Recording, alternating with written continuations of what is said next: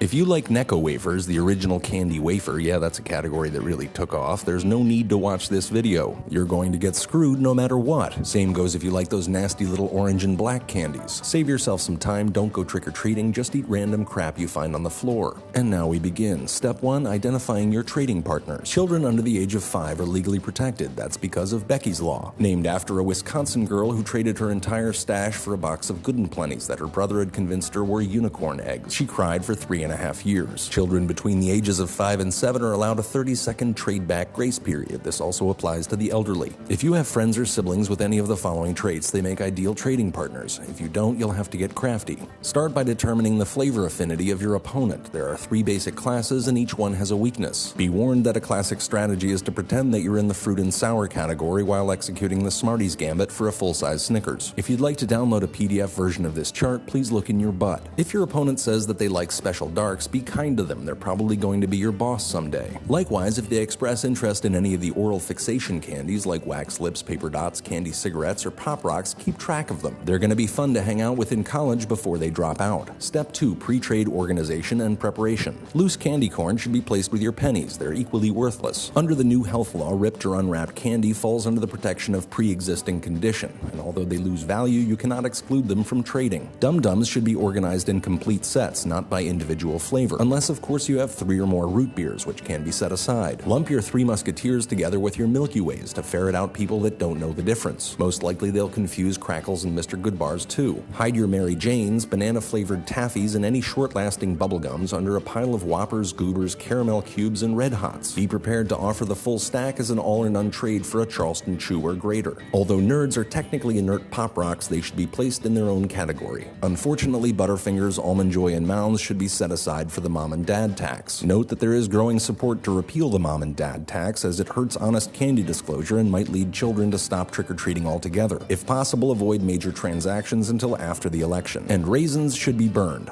and then peed on by your dog. Part 3, classic strategies. Avoid anyone who suggests dumping all the candy in a pile and rationing it out based on hunger. They are Marxists. John Maynard Keynes suggested taking 40% of the candy from the children with the most, burying it in the ground, and then giving the candy-poor children jobs digging it up. Or, of course, you can try the classic approach. Whatever you choose, remember that Pixie Sticks, Twizzlers, and Smarties are your workhorses, and Fifth Avenues are better than 100 grand. And as for anyone who gave you an apple, don't worry, they're going to hell.